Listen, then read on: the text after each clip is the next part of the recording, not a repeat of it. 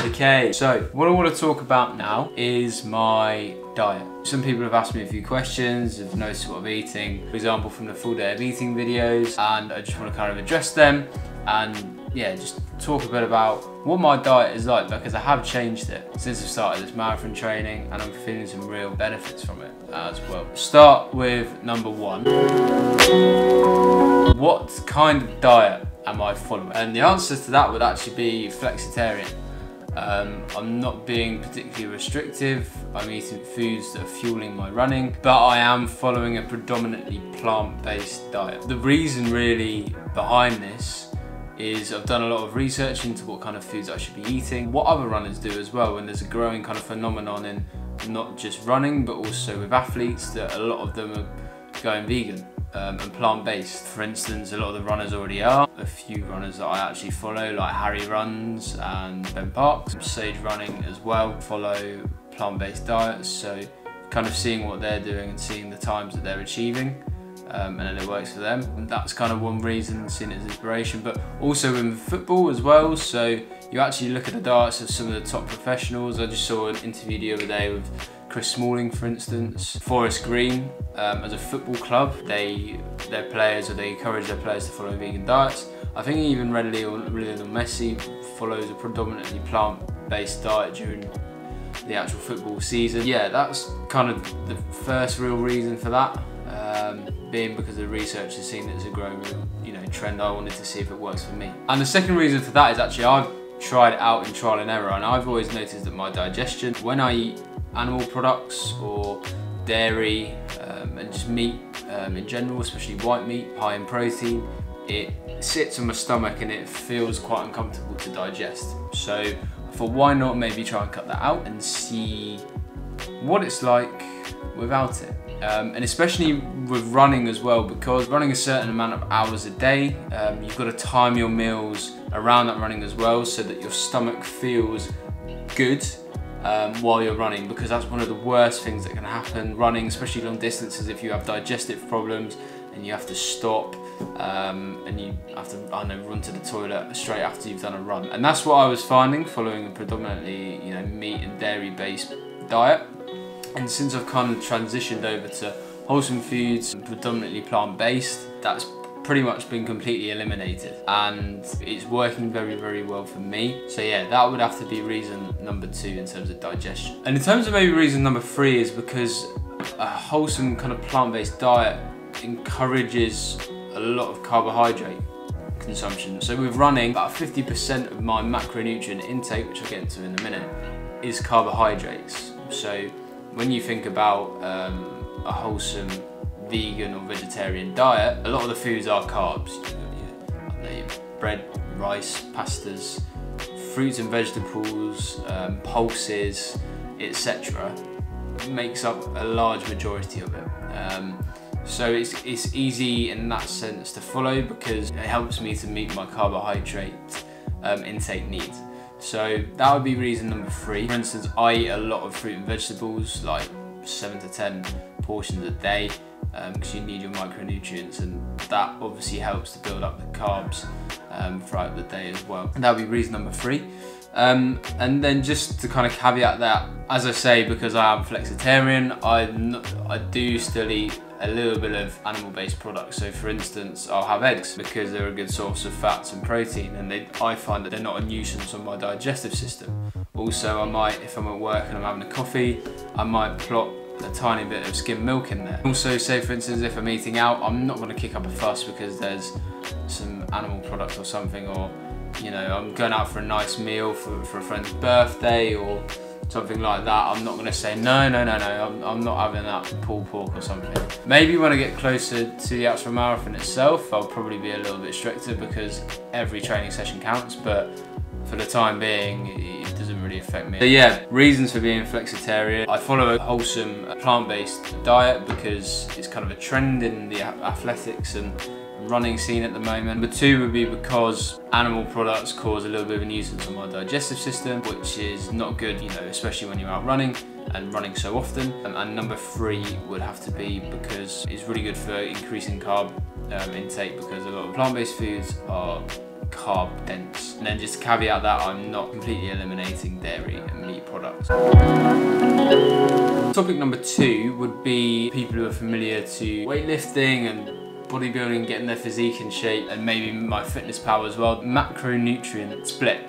So that's between carbohydrates, fats and protein. My general rule, and one that I've found with running, is to follow kind of like 50% carbs, 20% to 25% fat, and then about 20%, 25% protein. Now I've kind of adjusted that to what I feel suits me really well, and I've gone 50% carbs, 30% fat, and then about 15 to 20% protein. Because I feel I'm not particularly big, I only weigh 140 pounds, so I don't need a lot of protein to maintain that at the moment. I'm not trying to get bigger because I feel like I'm at an ideal weight for performance. In terms of my diet, and this will be on a rest day, because I don't really tend to change things up too much on a rest day, because your body is still using a lot of energy because it's recovering. A high volume day and also a medium volume day, I will kind of tend to try and eat this split. Again, I've said it before, I do not really track my calories, but I will follow 50% carbs, 30% fat, and then about 15 to 20% protein. And just one thing to touch upon as well, loads of people argue, how are you getting your protein if you're eating a plant-based diet? Well, you've got something called beans, and you've got your nut butters, and you still get protein in things like your bread and your carbohydrates, your potatoes, etc. So because you're eating so much, you're getting the adequate amount for recovery. Ballpark figure for me in terms of grams is about 100. Now when I factor in how much peanut butter I'm eating, how much oats, the fruits and vegetables that still have a bit of protein in, the pulses that I'm having, the chickpeas, the beans, etc., it all adds up and it's definitely there. So I'm easily getting enough protein in my diet. Now topic number 3 would be in terms of drinks. Now I never really used to pay too much attention to what I was drinking, but it's certainly something I've paid a lot more attention to now, because running so many miles, the finer details really do count. So general rules are to drink absolute tons of water. I tend to have just 2 filled up bottles in the fridge at all times, because I will just carry them around with me and just keep swigging water to keep hydrated, which is so important. Also, caffeine. Now, it's a bit of a confusing topic, especially in running. I think it depends on the person. Some people actually like to take caffeine to help stimulate their runs. Some people don't use it at all. I've touched on this in the past. For me, if I drink too much of it and I haven't eaten too much, which tends to be the case because I need to eat, you know, so much, it gives me a little bit of an upset stomach as well, because it raises your heart rate. I try not to tamper with how I'm feeling naturally, and I try to keep stimulated naturally as well. So I won't drink too much. I tend to have a kind of rule where by 3 to 4 days in a week I'll have caffeine, and the rest of the time I'll just have non-caffeinated drinks. I really like coffee, and I like it more for the taste and for the buzz, so non-caffeinated options are fine. You can get coffee machine versions which are non-caffeinated, so it doesn't really make a difference. But yeah, I'll tend to try and limit my caffeine intake, especially on a long run day as well. But yeah, that's my kind of general approach to caffeine.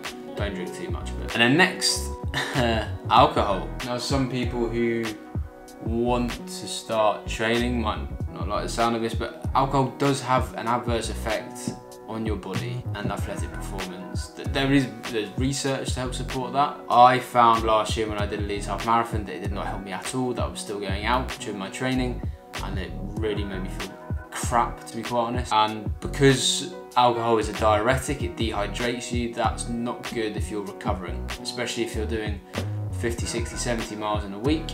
If you go out drinking, your recovery is going to be slowed down, and ultimately it's going to stop you from fulfilling your training plan. So I've cut it out. It's a choice that I wanted to make. It was a choice after having done 2 years at university as well. I wanted to see if I could do it, to be quite honest, because alcohol has become a pretty common part of my life in the past 3 years. I'm not an alcoholic, but being a student in the UK, there's a lot of drinking involved, casual drinking as well.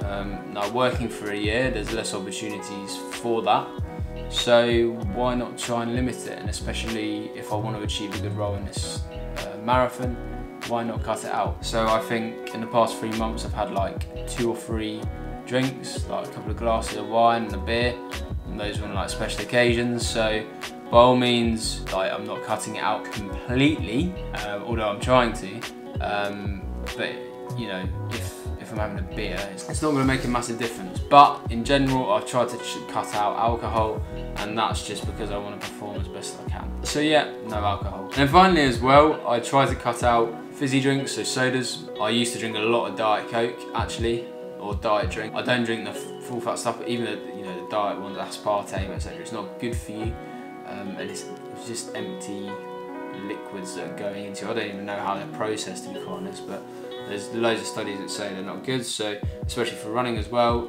it bloats me up and kind of makes my stomach feel a little bit uncomfortable sometimes. So I've just tried to cut them out. But by no means have I cut it out completely. Maybe once in a blue moon I'll have a Diet Coke or something at work, or if I'm going out and people are drinking, then again I'll have a Diet Coke because it's going to have less of an effect on me. But again, just trying to cut it out, just trying to stick to water and decaffeinated coffees, etc. That's my rule of thumb. Yeah, just to recap on drinks: drink a lot of water, limit my caffeine intake, limit my alcohol intake, and limit my fizzy drinks as well. Now, number 4, a very important part. It's not actually to do with the diet itself, but it's about restricting. So with marathon training, it's not about restricting at all, because you need a lot of fuel and a lot of food, nutrient-dense food. So as I say, I'm not counting my calories. But in terms of the quality of food I'm eating, I am allowing myself to, have a treat every now and then. So especially on my long run days, and for instance last week, like pancake day, I had quite a lot of pancakes, I'm not gonna lie. It was really, really good, really enjoyed it, and I'd done a lot of running that day. So yeah, it was not the highest quality food, but it actually helped me get through that high volume day.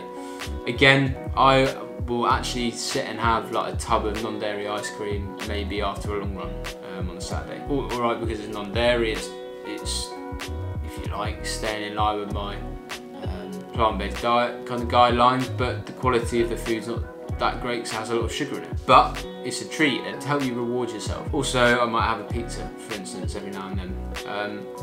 It's a very much different, I suppose, to people who are trying to lose weight, because then you might need to cut that kind of food out. But in my instance, it's just trying to keep the quality of food high.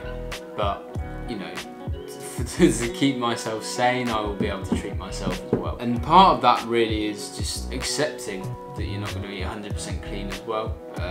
People who maybe don't have the best relationship with food, it might bog you down a little bit, but for this marathon training, I just look at it and the fact that it's food and it's aiding my recovery. For instance, yesterday, just by looking at my watch, I did my 18-mile run and I walked a little bit, and it said like I think I burned like 4,000 calories. I was just like, I need to just get food in, and I was eating, and to have that mindset that it's food and it's what you're meant to take in. So yeah, maybe some of it might not be 100% clean, but in the end of the day, it all counts towards replenishing your body and keeping energy levels high. So don't stress about it too much. If you have a bad day of eating, just get back on track the next one. That's what I always say. It's just making it a habit as well. And yeah, that would be, obviously, just to summarise point number 4, I will be non-restrictive. I'll let myself have treats. That's part of getting through the training, I suppose. But as long as the majority of what I'm eating is very clean, then I'm allowed to have a treat every now and then. And then finally, I'd just like to run through an example of what I would eat in a day, and I'm just going to grab some bits and bobs to just show what make up kind of the bulk of that meal. So, back in a sec.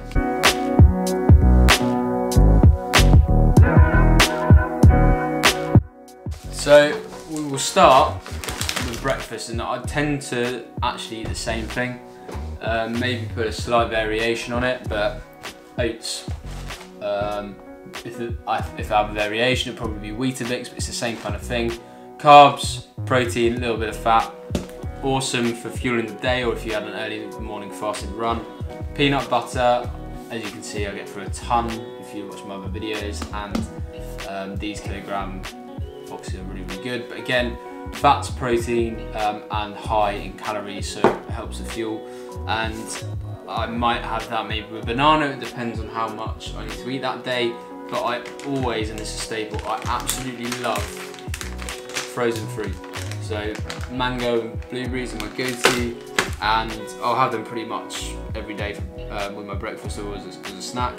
High in antioxidants and good vitamins, etc. Good source of carbs and sugars as well. So I'll use this now actually. Oh, that's cold. Normally they sit for a little bit.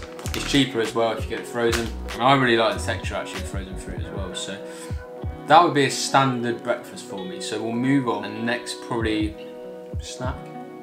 Yeah, go for a snack. Mid-morning kind of snack.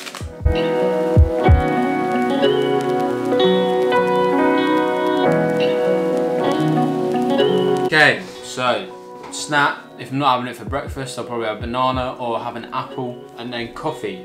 I tend to have it in the morning. I'll either have, if I'm at home, Americano kind of thing, or like if I'm having decaffeinated, I'll have a decaffeinated option. If I'm at work, then I'll have whatever's at work, they'll have decaffeinated whatever. And I'll probably mix that in with some almond milk. And again, I'll have almond milk for breakfast as well on my oats. So yeah, that's pretty much what I do for like a mid-morning kind of snack. Pretty much every day, depending on how much I need to eat as well. So I might not have a banana or an apple, I might have like, I don't know, something smaller like an orange or something.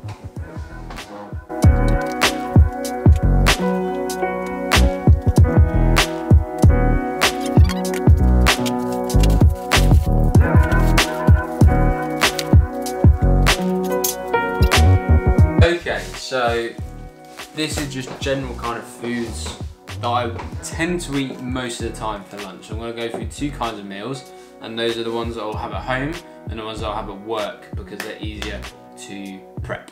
So the ones that I have at work, I tend to have either baked potatoes or sweet potatoes. And what I'll do is when I meal prep, I can either just heat that up at work or have it cold. And what I tend to mix in with that, it can be anything. So last week I had like a sweet potato and spinach curry. But one of my go-tos is like a baked potato with like a kind of con carne. So I use kidney beans, tomatoes, butter beans. I'll probably put some mushrooms in there, or some peppers as well. So pretty much more accessible for eating on the go at work. Potatoes, really good source of carbs, a little bit of protein in there and some good fibre as well. As I said, beans, vital for protein, fibre, again carbohydrates. So yeah, when that's all mixed in, nutrient dense as well. It's good keeping the energy levels up at work or at home, depending on where I eat it. And then if I'm at home, my go-to normally would be bread. I'll have sandwiches or putting stuff on it. Avocado, superfood.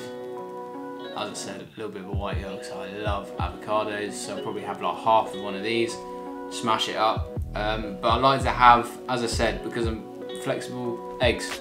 Very high energy food, fat and protein, which is really important in there. I tend to fry these with fry light, so not fat, or I might poach them. And I like to throw these in boiled actually as well, in like salads and things are really, really nice. So yeah, that's what my typical kind of lunch looks like. Not all of that, but one or the other. Yeah, we'll go on to midday snack. Yeah, let's go for it.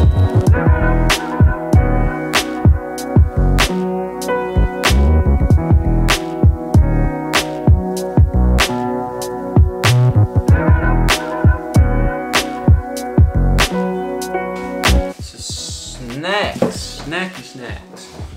So we'll go, kind of got a plethora of things here. Again, it depends on what I feel like. But I'll go through my staples first. So rice cakes, go through these a lot. And I'll even put something like jam or some of this like cacao and peanut butter on there, which is lush, or even some standard peanut butter itself. That would be, yeah, one of my kind of staples. I have that in the evening as well sometimes if I'm feeling a bit peckish after work. Velveeta's not actually great, but we always have them in the house. Yeah, I'm not an advocate for these, but it's easy. I've started buying these, so these are Trek like peanut power whole food energy bars, so I'm going to see how these work out, and they've got a bit of protein in there as well, but they've got really good ingredients in them, so yeah, I'll give them a go. And then in terms of fruits and vegetables, because keeping micros up, an apple maybe, it depends on the volume of training I've done. I normally try and stick to 3 or 4 pieces of fruit a day, but I might even go to 5 if I've done a lot. And then vegetables, I just love to snack on a carrot, or like people who are like my housemates last year or first, you'll know that I'm like Bugs Bunny. I'll just sit there and eat a carrot, and I'll tend to like dip that in, I don't know, something like hummus. I love some caramelised onion hummus. My neck, my back, my Waitrose from a 6-pack. So yeah, that's kind of what I tend to snack on. Again, I'll have some water. I might have coffee with decaf coffee. Depends how I'm feeling, but rule of thumb, that generally is what I kind of eat. And now dinner.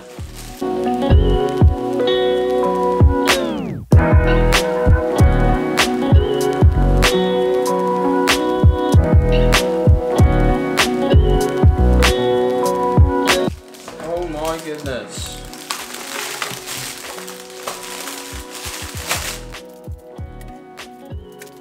Okay, dinner. So I'm just gonna try and give you, I won't eat all of this, but I'll give you an idea of what it kind of consists of. So the first main base of my dinner would be a carbohydrate source. Now I tend to have about, you can guesstimate like 300 to 400 kind of calories, if you like, of that. So that would look like 2 of these whole wheat noodle nests. So either that or maybe like spaghetti or whole wheat penne pasta.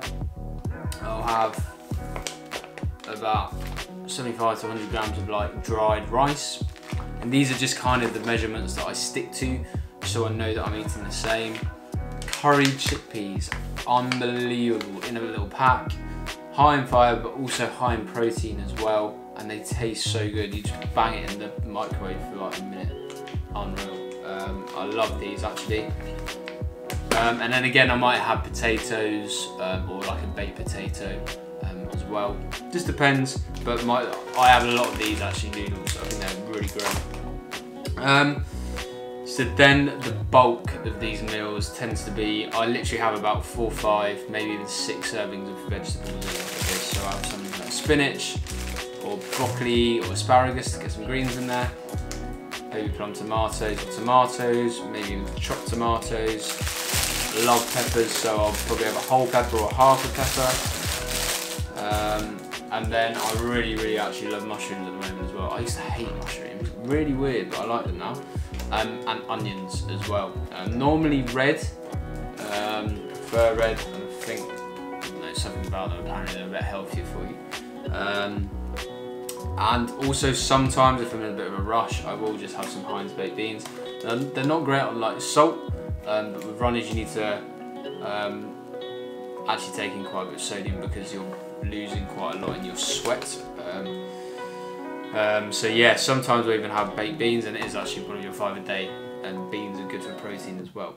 And now to make this kind of taste a little bit better, rather than using kind of cream or I don't know, other things which may be dairy based like yogurts and stuff that thicken and create sauces, I will have coconut milk. It's fantastic, especially if you're making curries. Really good, and it's high in calories as well, quite high in fats.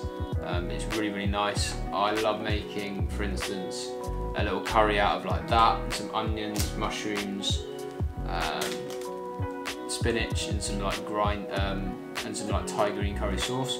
Pesto, I know it's it's got cheese in it, but really good. Again, I'll also put a lot of spices in what I'm eating and a lot of not flavourings, a lot of seasoning, just to make it taste a lot better. But yeah, and people think like that's weird, like you don't have any meat in there or any fish or anything. But to be quite honest, if you put a lot in there, you know, adds a lot of volume to it. It tastes so good. I think people are very narrow-minded when it comes to cooking with just, you know, fruits and vegetables and wholesome stuff. But you can pack so much flavour in there, and it's good volume as well. So I'm somebody who does like to eat a lot actually, so it's quite good when you can make quite big bulky meals. But these are kind of the ingredients that I tend to use for my dinners, and it works really well for me. So yeah, that's kind of an idea of everything I eat. Now I'm just going to quickly pop these back, if that's alright.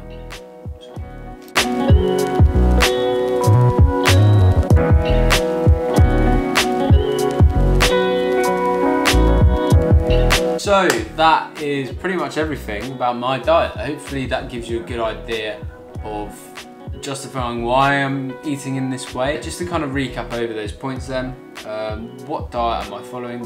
Flexitarian, but it's predominantly, I'd say, a vegan, plant-based diet with a little bit of, I don't know, animal dairy products thrown in there, where and when. Carbs, fat and protein, I tend to follow the general rule of having 50% carbs or a bit more, about 30% fat, and then 15 to 20% protein. That's what makes up my diet in terms of macronutrients. And then in terms of drinks, it's a lot of water, no alcohol, no fizzy drinks, and limiting my caffeine intake to when I actually really need it. I'm not restrictive, so I will treat myself if I need to, and I tend to need to eat a lot at the moment, so I'm not counting calories, etc. And then finally, I just walked you through what I tend to eat in a day. But if you do want to see maybe a better example of what I eat in a day, especially on a long run, I have my full day of eating, and I might do a few more as well, but I'm going to link that below so you can have a look at that. And that's actually quite an accurate example of what I do eat. Yeah, not really hiding anything. Thank you so much for watching. If you like this, then please hit that subscribe button, like, share, whatever. Hopefully you'll come back for more content, but that's pretty much what my diet looks like while I'm on this road to 26.2 to the Southampton Marathon on the 5th of May.